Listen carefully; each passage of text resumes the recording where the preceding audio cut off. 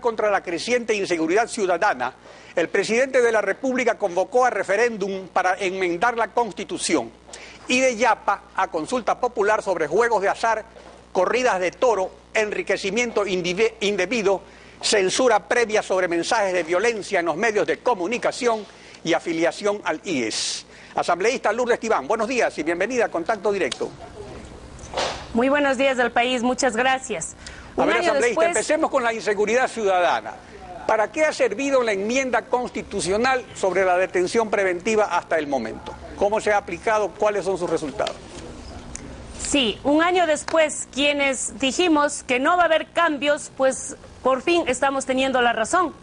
Porque la prisión preventiva, pero también este mal uso de que le dimos la posibilidad de que el juez determine si puede haber también medidas alternativas, si puede haber también otras formas de asegurar para que el delincuente no huya o se acerque a la justicia. Hemos visto dos casos concretos de jueces que hoy están detenidos, jueces que no han sabido responder a la consulta popular como el gobierno nacional así lo prometió. Dos jueces en el caso de narcotráfico y tenencia de armas hoy están detenidos porque la prisión preventiva fue simplemente discrecional. Pero además, yo quiero decir en el tema de seguridad ciudadana, hoy el gobierno nacional pide un año después, se da cuenta que ya no es manejable, que la consulta popular no fue la salida y dice, señores de la Marina y señores de las Fuerzas Armadas, por favor, a seguir a los ladrones o a seguir a los delincuentes. A ver, asambleísta, ya vamos a entrar a ese tema después sobre el punto de las Fuerzas Armadas, pero respecto a la inseguridad, usted cita estos dos casos, pero de otra suerte, ¿qué ha pasado con la aplicación de las enmiendas a la seguridad, a la detención preventiva en cuanto concierne, por ejemplo, a los casos de carácter político? Lastimosamente, el gobierno lo único que ha cumplido, y sí podemos decir públicamente que ha cumplido con el objetivo, todo esto de la inseguridad ciudadana, todo eso de que vamos a vivir en paz, era puro cuento del gobierno. Lo que quería es tomarse la justicia, políticamente tomar un control de la justicia desde Carondelet. Yo creo que ese objetivo se ha cumplido. Por lo demás, nos damos cuenta con todo lo que está pasando en estos días, en estos meses, que no fue la salida a la consulta popular.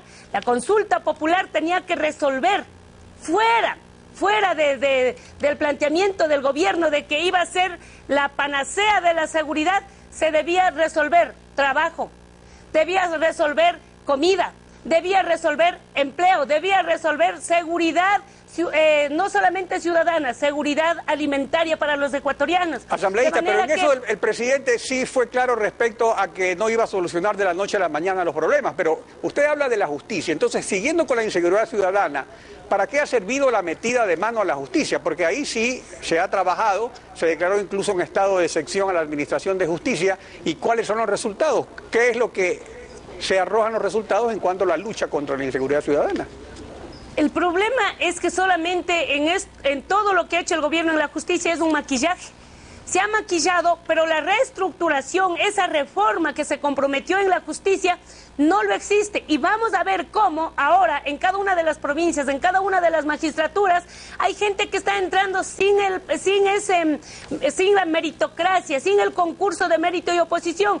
Caso concreto, en Cotopaxi se cambió ya el Consejo de la Judicatura. Digo, ya llamarán a concurso. No, ya le posesionaron. No sé ni quién es, pero dice que está posesionado.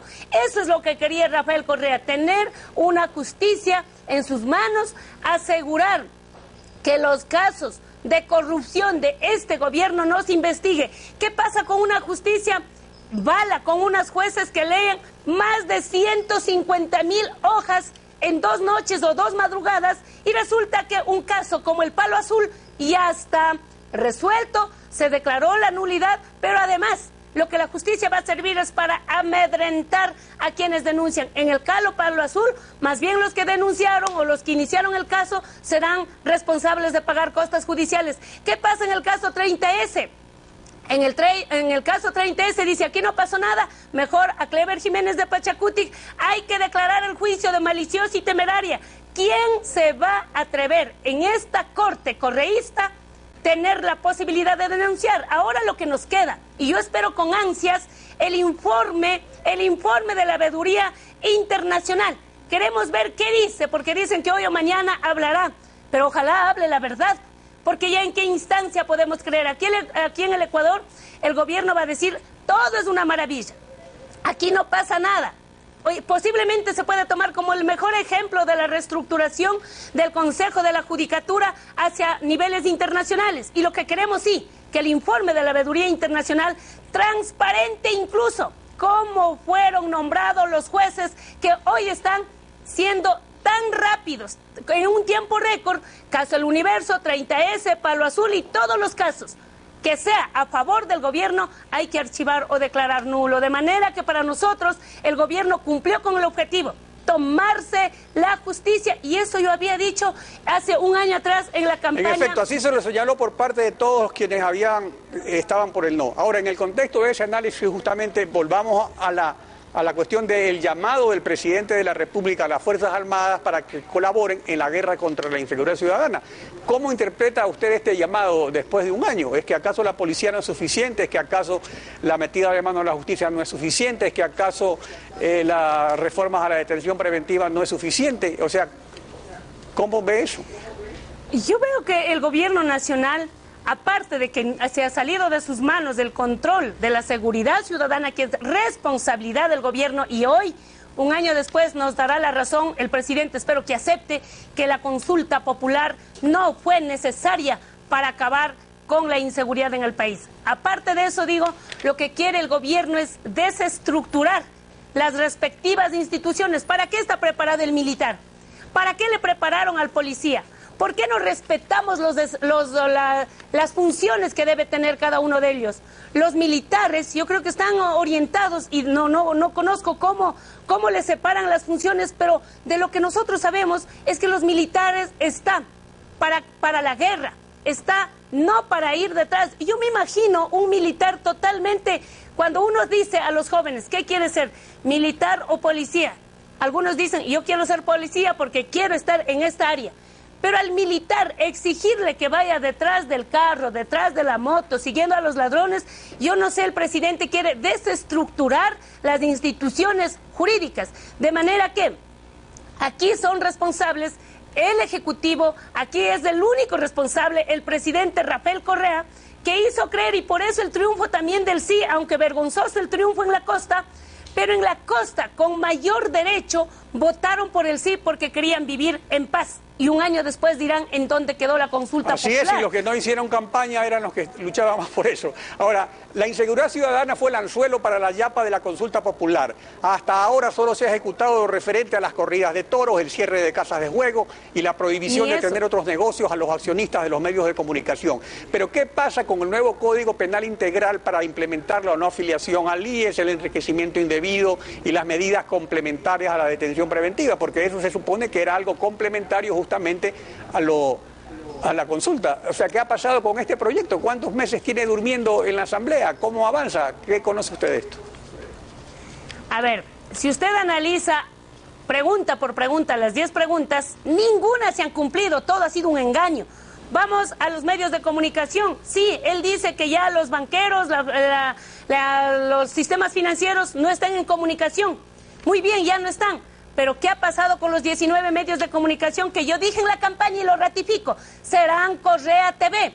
Uno de ellos, siquiera uno de ellos, ha sido para deslegitimar lo que dijo Correa, ha sido pasado a alguna institución pública, ha sido pasado a algún medio comunitario. No, el monopolio ahora salió del sistema financiero y pasó al monopolio de Rafael Correa, ni siquiera al Estado ecuatoriano.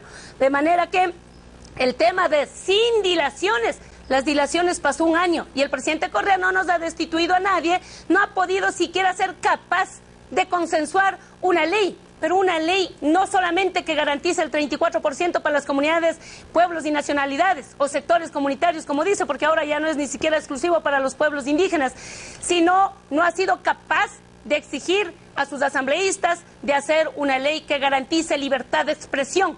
Pero hay una libertad cosa de interesante pensamiento. sobre el mandato de la consulta. En cuanto a la ley de comunicación, el mandato popular era claro, era preciso, porque era para regular la difusión, así lo decía, de mensajes de violencia explícitamente sexuales o discriminatorios.